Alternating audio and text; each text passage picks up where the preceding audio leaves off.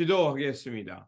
좋으신 아버지 하나님, 오늘도 저희들에게 이 시간을 허락하여 주시고 주님의 말씀 앞으로 인도하여 주시니 감사를 드립니다. 오늘도 우리에게 주신 말씀, 그것을 통해서 하나님의 뜻을 깨닫게 하여 주시고 또 그 말씀 붙들고 오늘도 이 땅에서 믿음으로 승리하며 살아가는 삶의 자리가 되게 하여 주옵소서. 무엇보다도 하나님 나라의 거룩한 백성으로 지명하여 불러주셨고 또 성결하게 하여 주셨사오니 이제 언제 어디서나 무엇을 하든지 주 여호와의 이름을 높이며 살게 하여 주시고 우리의 삶이 하나님의 놀라우신 은총임을 깨닫고 우리 이웃들과 평화를 이루며 하나님께서 원하시는 그 하나님 나라 평화와 돌봄의 세상을 향해 살아가는 주님의 백성, 주님의 거룩한 성전 되게 하여 주옵소서. 우리 구주 예수 그리스도의 이름으로 기도드립니다. 네. 오늘 우리에게 주신 말씀은 역대상 17장 1절에서 9절입니다.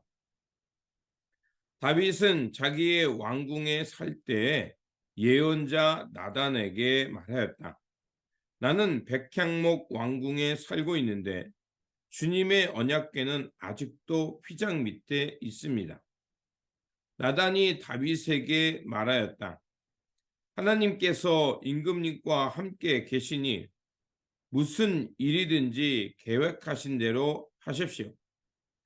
그러나 바로 그날 밤에 하나님께서 나단에게 말씀하셨다. 너는 내 종 다윗에게 가서 전하여라. 나 주가 말한다. 내가 살 집을 내가 지어서는 안 된다. 내가 이스라엘을 이끌어낸 날로부터 오늘까지 나는 어떤 집에도 살지 아니하고 이 장막에서 저 장막으로 이 성막에서 저 성막으로 옮겨 다니며 지냈다. 내가 온 이스라엘과 함께 옮겨 다닌 모든 곳에서 내가 내 백성을 돌보라고 명한 이스라엘의 어떤 사사에게 나에게 백향목 집을 지어 주지 않은 것을 두고 말한 적이 있느냐? 그러므로 이제 너는 내 종 다윗에게 전하여라. 나 만군의 주가 말한다. 양떼를 따라 다니던 너를 목장에서 데려다가 내 백성 이스라엘의 통치자로 삼은 것은 바로 나다. 나는 네가 어디로 가든지 언제나 너와 함께 있어서 내 모든 원수를 내 앞에서 물리쳐 주었다. 나는 이제 내 이름을 이 세상에서 위대한 사람들의 이름과 같이 빛나게 해주겠다. 이제 내가 한 곳을 정하여 거기에 내 백성 이스라엘을 심어 그들이 자기의 땅에서 자리 잡고 살면서 다시는 옮겨 다닐 필요가 없도록 하고 이전과 같이 악한 사람들에게 억압을 받는 일도 없도록 하겠다. 아멘. 오늘 본문 말씀은 다윗이 하나님의 전을 짓고자 할 때 하나님께서 그것을 막으시고요. 그리고 오히려 하나님께서 다윗의 가문과 또 이스라엘 백성을 지켜주시겠다는 그 약속의 말씀이 나오는 본문입니다. 다윗은 백향목 궁전을 건축한 후에 언약궤를 모신 성전을 건축하고 싶어 했습니다. 그래서 그것을 나단 선지자에게 말을 하죠. 나단 선지자는 다윗이 그런 마음을 가졌다는 것을 기뻐하고 또 하나님이 기뻐할 거라고 생각해서 처음에는 그 일을 행하라고 허락합니다. 하지만 그날 밤 하나님께서 나단 선지자에게 그 하지 말라라는 그 계명을 줍니다. 그렇다면 하나님께서 이 다윗이 하나님을 향해 이렇게 그 성전을 짓는 것을 왜 하나님은 나단 선지자를 통해 막으셨을까요? 그 거절한 데에는 그 이유가 있습니다. 5절과 6절에 이렇게 되어 있습니다. 내가 이스라엘을 이끌어낸 날로부터 오늘까지 나는 어떤 집에도 살지 아니하고 이 장막에서 저 장막으로 이 성막에서 저 성막으로 옮겨 다니며 지냈다.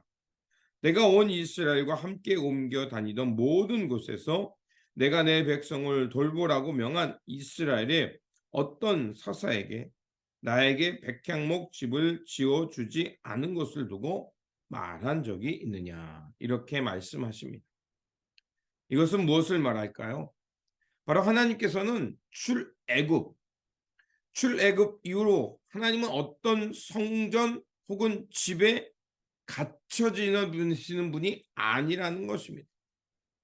그리고 하나님께서는 어떤 사사에게도 그 성막을 지으라고 명령하신 적이 없다는 것입니다. 왜 이런 말씀을 하셨을까? 바로 이스라엘이 출애굽하는 역사 속에 나와 있습니다. 그것은 무엇을 말하냐면 하나님은 그 애굽의 신저가 같이 그 왕을 위한 왕만에 의한 신이 아니라는 겁니다.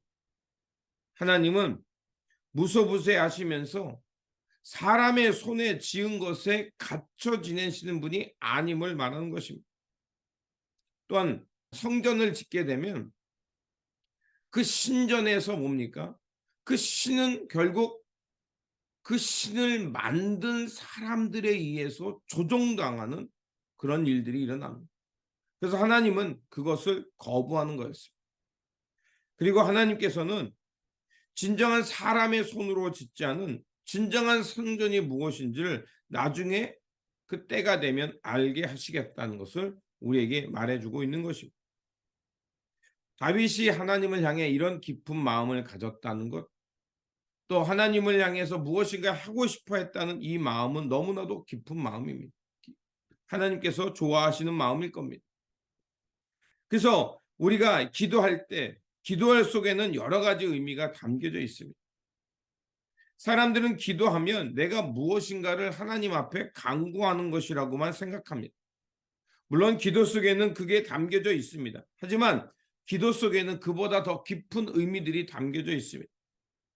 기도 속에는 내 뜻을 이루는 것이 아니라 아버지의 뜻, 하나님의 뜻이 이 땅에 이루어지도록 구하는 그 의미가 담겨져 있고요.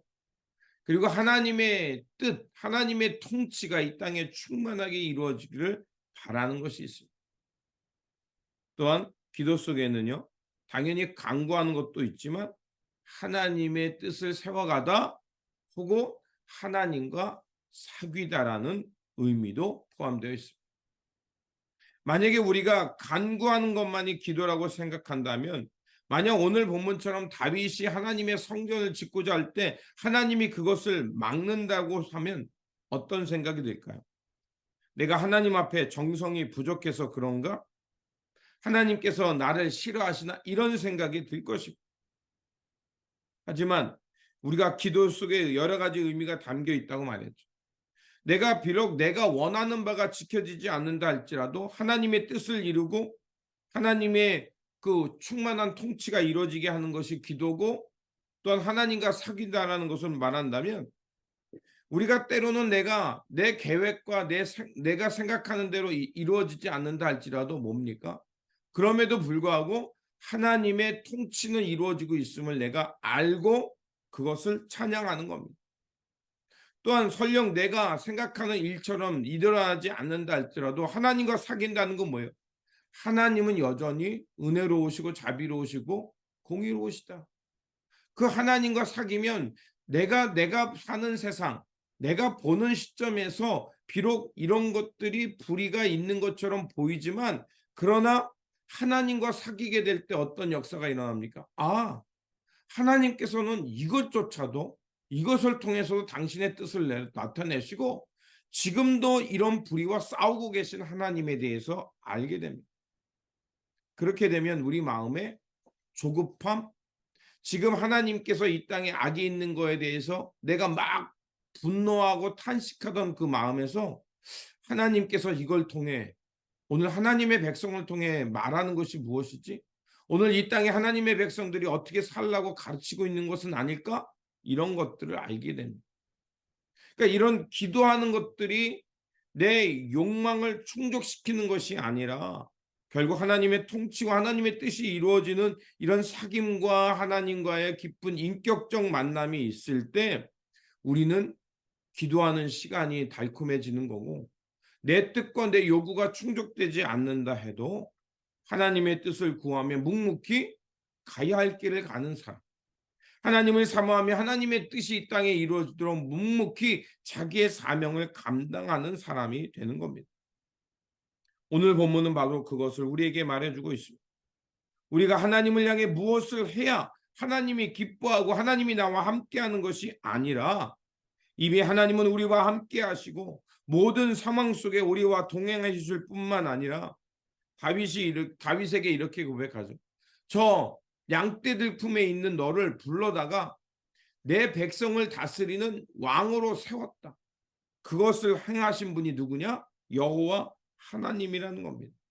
결국 하나님께서는 우리를 세워주시고 이 역사 속에 함께 하실 뿐만 아니라, 하나님께서 친히 당신의 역사를 오늘도 이끌고 계심을 우리에게 말해주고 있는 겁니다. 그래서 하나님은 출애굽 상황을 일으키신 하나님, 그리고 광야에 내몰렸을 때 그들에게 언약을 주시고 그들이 그 광야에서 살아갈 수 있도록 지켜주시는 하나님, 또한 사사시대와 왕국시대와 또 여러 가지 포로 시대가 있지만 그러나 그들 속에, 그 어려움 속에 함께 하시는 하나님이며 끊임없이 오늘도 이 역사를 주관하시는 하나님을 오늘 우리에게 보라는 것입니다. 그래서 다윗은 하나님을 위해 성전 짓기를 희망했지만 오히려 하나님은 다윗의 집을 세워주시겠다고 말씀합니다. 그게 바로 7절과 8절에 나옵니다. 하나님은 오히려 네가 나를 향해 집을 짓는 게 아니라 내가 너의 왕족과 너의 가문을 지키고 세워주겠다라고 말합니다. 그래서 이렇게 말합니다. 그러므로 이제 너는 내 종 다윗에게 전하라. 내 만군의 주가 말한다. 양떼를 따라다니던 너를 목장에서 데려다가 내 백성 이스라엘의 통치자로 삼은 것은 바로 나다. 나는 내가 어디로 가든지 언제나 너와 함께 있어서 내 모든 원수를 내 앞에서 물리쳐 주었다. 나는 이제 내 이름을 이 세상에서 위대한 사람들의 이름과 같이 빛나게 해주겠다. 바로 하나님의 약속이 그에게 다시 한번 임합니다. 하나님이 너를 인도하고 너를 이끌어 이스라엘 백성의 왕을 세운 것처럼 이제 내가 너의 이름을 존귀케 하고 너의 왕조를 세우겠다고 말합니다. 또한 그뿐만이 아닙니다. 하나님께서 다윗의 집을 세우시고 이스라엘 그 집안을 그 다윗의 가문을 통해 세워가겠다고 말씀하십니다. 그래서 9절에 10절에 이렇게 말합니다.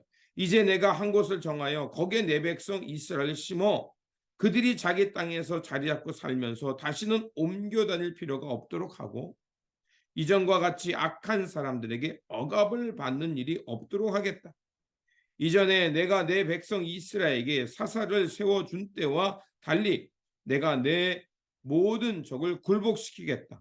그뿐만이 아니라 나 주가 내 집안을 한 왕조로 세우겠다는 것을 이제 내게 선언한다. 하나님의 선포죠.